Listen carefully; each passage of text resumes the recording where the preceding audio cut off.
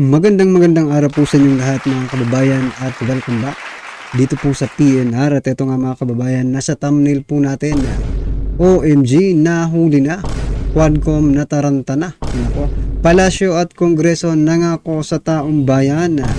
Yan mga kababayan, patungkol po riyan ng ating alamin at bibigyan ng komento ngayong araw na ito.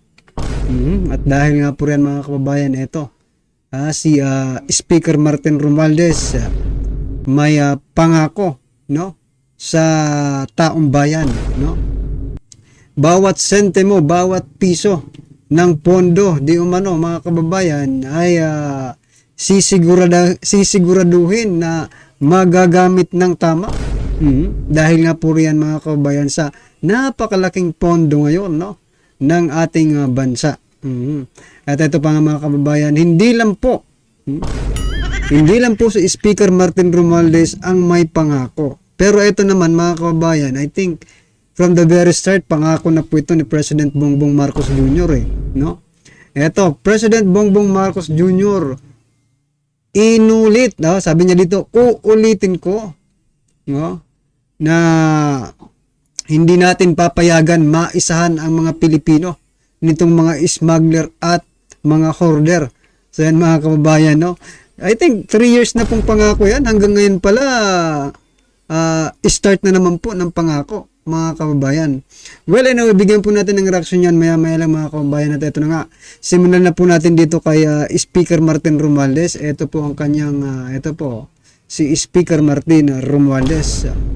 Sabi niya po, mga kababayan, ang bawat piso sa pondo ng taong bayan, sisiguraduhin, no, natin na ito'y magagamit ng wasto. Sana lang po, because yan naman talagang expected na dapat gawin ng gobyerno, di ba? Gamitin ng wasto ang pondo, ang bawat pisong pinaghirapan ng taong bayan. Yan po dapat Hindi mo na kailangan sabihin yan dapat. Yan dapat ang ginagawa ninyo. Pero bakit iba yata ang ginagawa ninyo? Kung talagang, di ba? Kung talagang bawat piso ay pinahalagan niyo, you should stop this ayuda, mga kababayan. Kasi wala naman napapatunguhan yung ayuda na yan Wala pong walang asan ang nagagamit ba ng matagalan yan? Diba? I mean, kung totoong project ang gusto ng taong bayan, yung talagang nakikita, yung maipagmamalaki mo sa mundo. Yung tatawagin mong legacy ko to. Diba? Sabi niya pa mga kababayan, ang bawat piso sa pondo ng taong bayan ay pinaghirapan ng bawat isang Pilipino. Agree. Diba? We all agreed to this statement of Speaker Martin Romualdez na ang bawat piso sa pondo ng taong bayan ay pinaghirapan ng bawat isang Pilipino. Tama po yan. Kaya nga po dapat,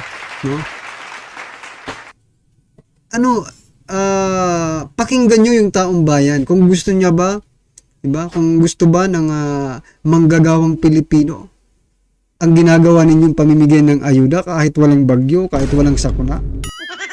Diba?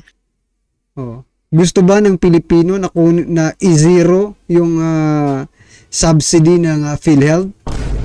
Gusto ba ng Pilipino na ilagay sa National Treasury ang almost 90 billion ng PhilHealth? Yun po ang mga tanong no?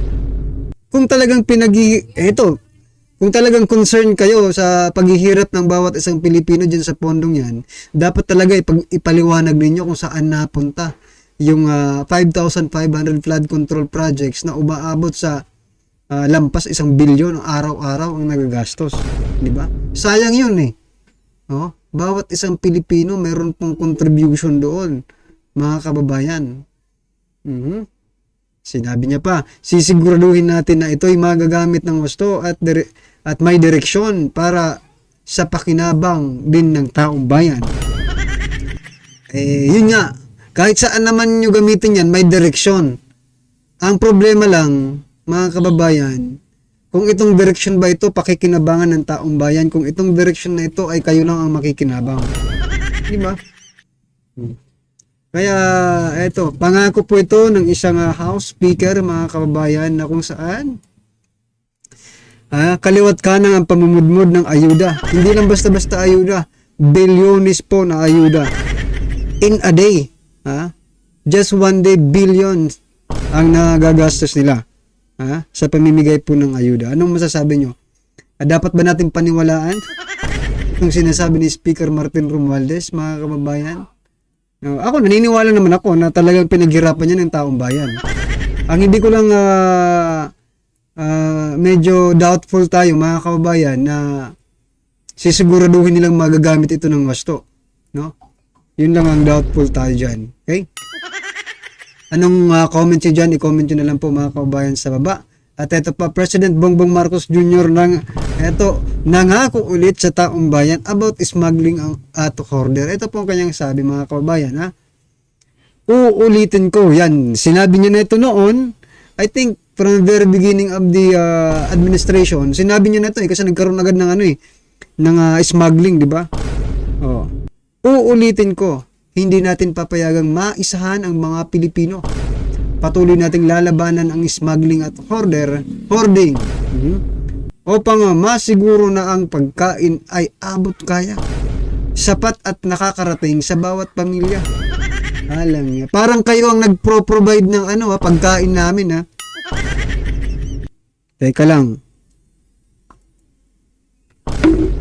Pag nasugpo ba yung smuggler na yan, pag nasugpo ba yung hoarder na yan, darating na ang sapat na pagkain sa bawat pamilya?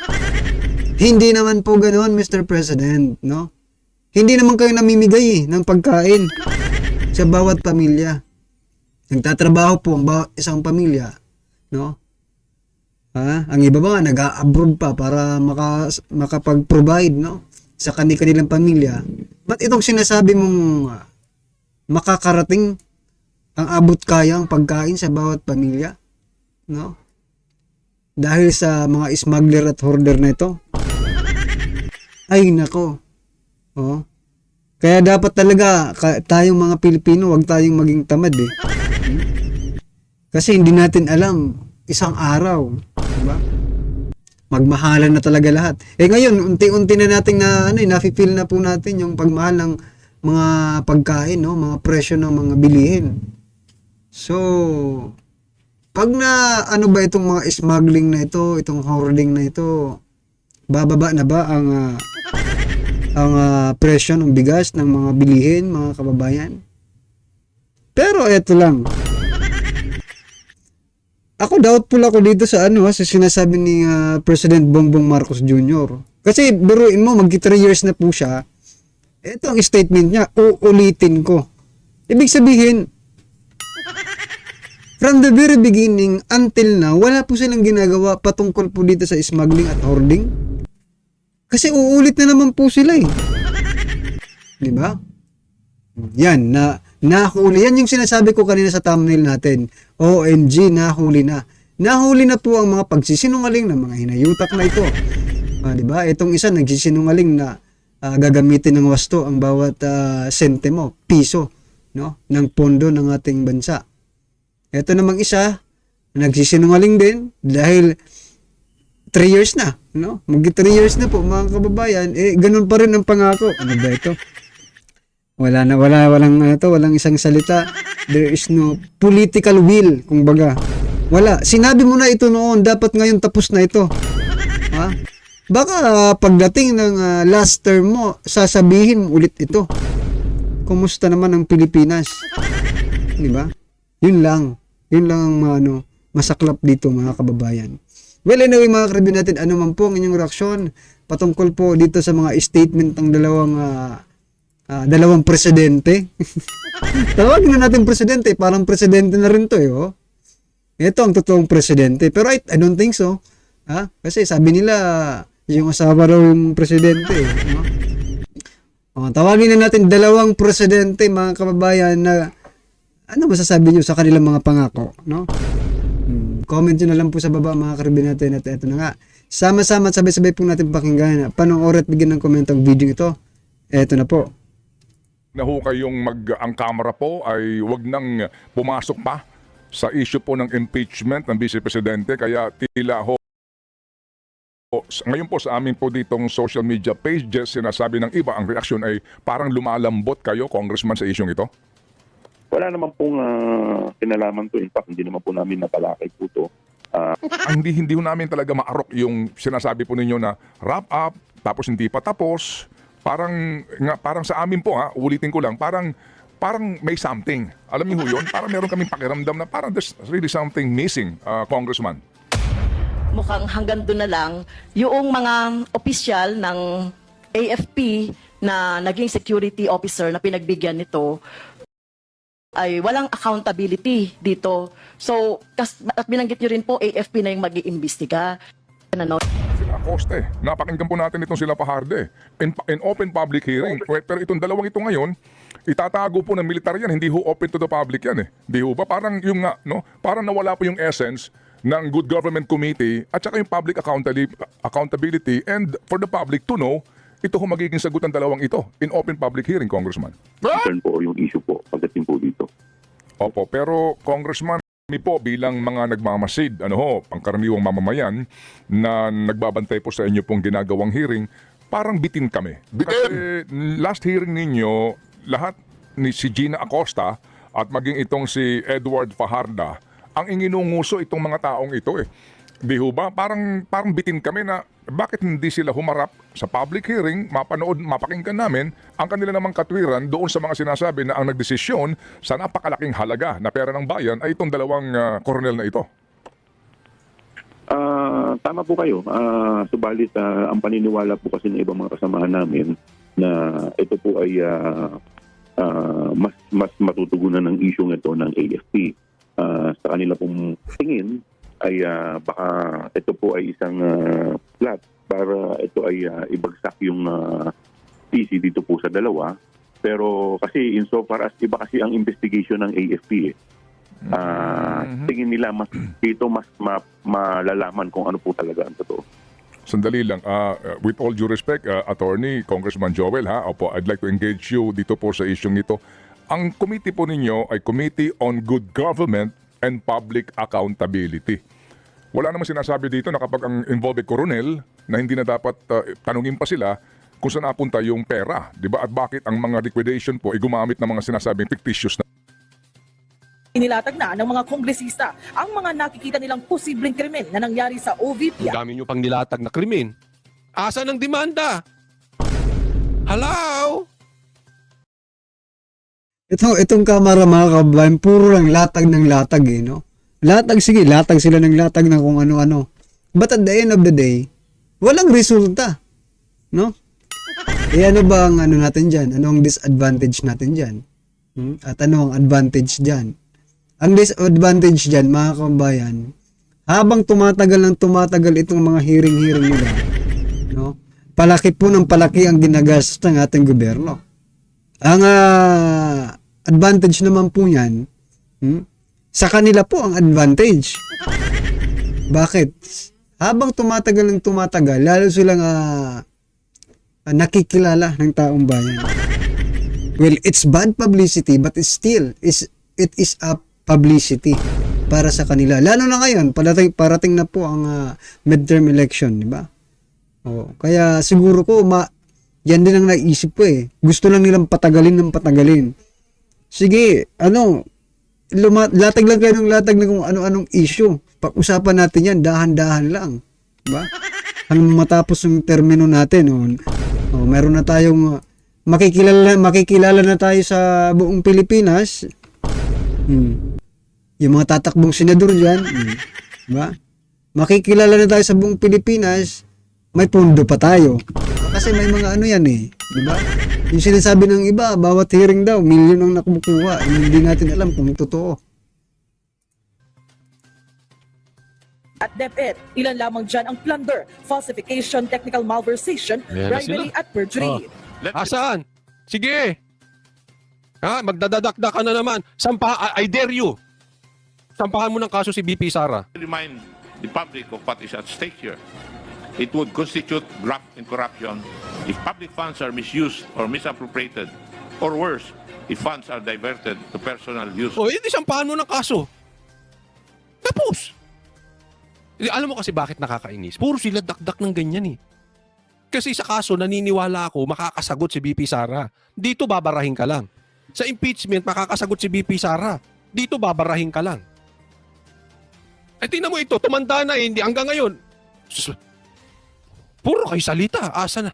Di kasuhan nyo. For benefit. Kapag hinanap sa iyo kung nasa Saka anong pa. branch or saan na po Mainit ang ulo mo, Kotoli. Hindi. Nagsasabi lang. Bati kami ng mga yan. Bati tayo. Pero pakiusap. Pakiusap. Sampahan mo na ng kaso si BP Sara. And then shut your mouth.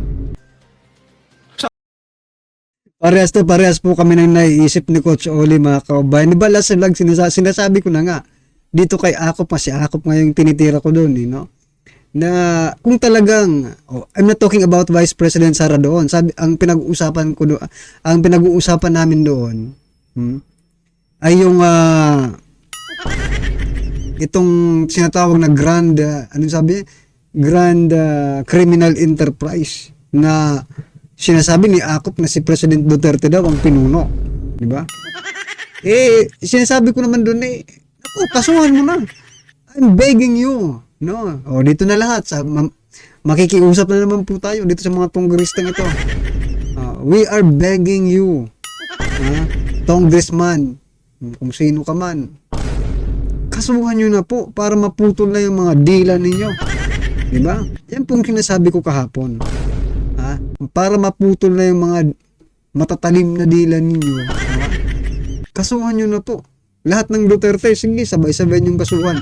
Pati po yung mga yung mga kaalyado, kasuhan nyo na po. Kung sa tingin ninyo ay may ebidensya kayo, kasuhan nyo na po. Mahirap bang intindihin yun? Kung mayroon lang talaga kayong ibang propaganda na gusto nyong ginagawa, at tuwang-tuwa kayo. Diba? Nakita nga natin si Akop, di ba? Pati si convicted Congresswoman Franz Castro. 'Di ba? Naghaharutan pa ng mga contempt si Attorney Zuleika Lopez. Yung Chief of Staff ni Vice President Sara Duterte.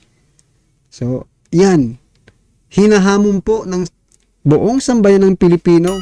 So, mag-comment lang kayo kung you are agree, no? Sa sinasabi ko dito na nakikiusap na tayong lahat. No, tayong lahat na Pilipino. Maging sino ka man, maging ano man ang reliyon mo, nakikiusap po tayong lahat. Nakasuhan nyo na po si dating Pangulong Duterte, si Vice President Sara Duterte, lahat ng mga Duterte, kasuhan nyo na po. Please lang. Para matigil na po ito at makasave tayo. Dito sa mga gawa-gawa nilang hearing, di ba? Makasave tayo ng budget about dyan. Bukod pa riyan, makakasagot na po ng formal si Vice President Sara Duterte at si former President Duterte. Formal na yung talagang makikipaglaban sila. Hindi po dito sa kamera. Walang kalaban-laban eh. Yeah? Pinagtutulungan na, di ba? Wala pa sa hulog yung mga tanong. Well, anyway mga kababayan, ano po ang inyong reaksyon, opinion patungkol po sa video ito, i-comment lang po sa baba. Para at least alam po natin mga kababayan ang inyong opinion. Maraming salamat po.